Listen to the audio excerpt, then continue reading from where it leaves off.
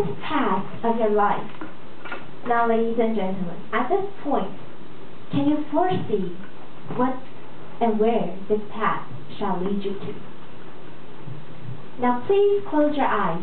Everyone, please close your eyes. Let me take you back into your deep memories. If you are a student in the medical college, can you remember the first time you decided to become a doctor and devote your whole life to the patient? Is it your own choice or is it your family's expectation? And if you are a student in the science program, can you remember the first time you decided to be buried into endless researches and experiments? And so far, are you enjoying them? And for all of us,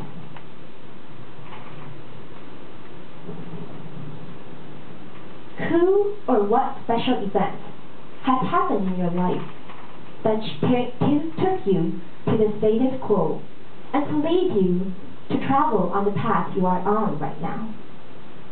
Do you all have answers now? Okay, please open your eyes.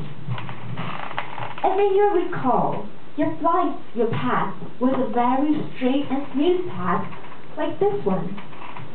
Then, I have to say that you are very, very lucky. You are so lucky because you always knew yourself well. You knew what you wanted, and you knew what suits best for you. And the path, your future, was there for you. All you have to do is work nearer toward it. But for me, it was never a straight and smooth path. It was actually a path full of twists and turns. It was a path full of decisions and choices to make. And all these choices and decisions, the most important ones, became the turning points in my life. You know, this was 6-year-old Jenny, scribbling all day, scribbling on walls and on papers, and always imagining she was the best designer in the world and always redesigning her room. And as I grew up, I knew that art was a very important thing to me, and it has always been my greatest hobby. But you know, strangely, I've never considered art to be my future career. Never before college. I never wanted to find a job that was highly associated with art or design. But when time came to pick my major in college, which is the 3rd year of senior high school, you know, honestly, I have to say that, looking back at the past from now, I have to say that at that time, I was really lost. Lost with the tide. I forgot what I really loved. I forgot what my interest was, and I also forgot that I should follow the deep voice in my heart. I wanted to please my father. I wanted to please my family. I wanted to live up to the expectations of all the people around me. So, the first year of college entrance exam, at the first stage, which is the test took in February, I applied to computer science program in Jiao Tong University. And as you know, this program is almost so-called the best in Taiwan. I took my father's advice and applied to it. Unfortunately, I was admitted to this program with very high score. Of course, at this time, you can imagine, my father was proud of me and he was satisfied. And the people around me all told me that, Jenny, you're going to have a promised future. You know, computer science engineers have a great future now. And at that time, I was happy.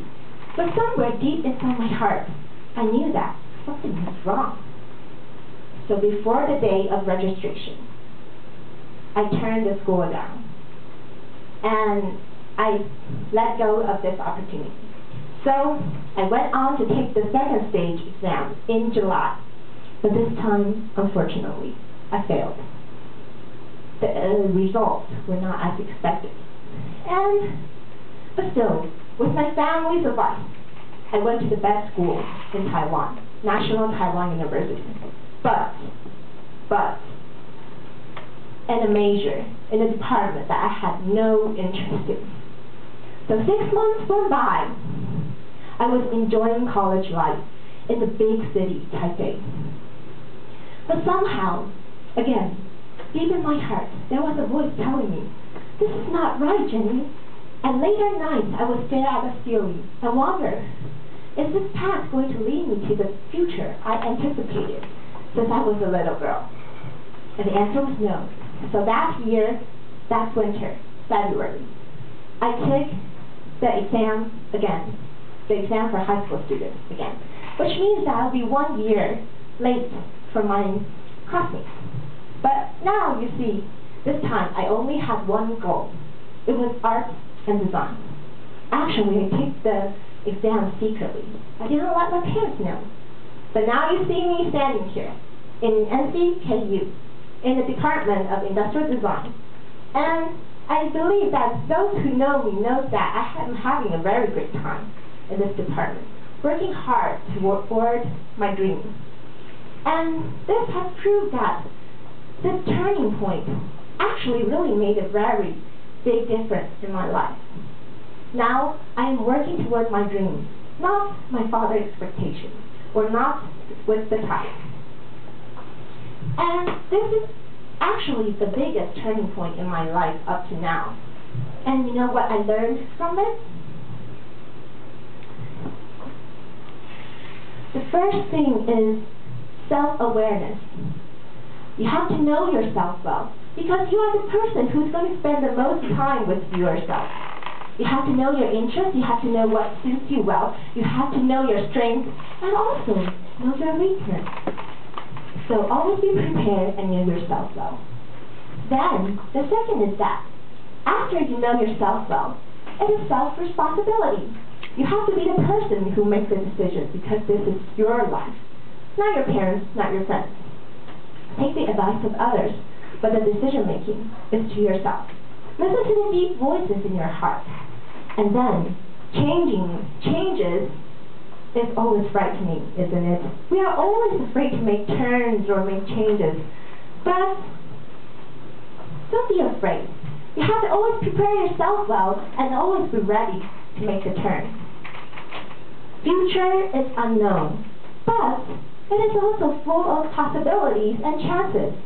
Maybe it's just that one little turn you need. So next time, why not seize your turning points in your life and also work yourself to a better state? Back to Toastmaster of the evening.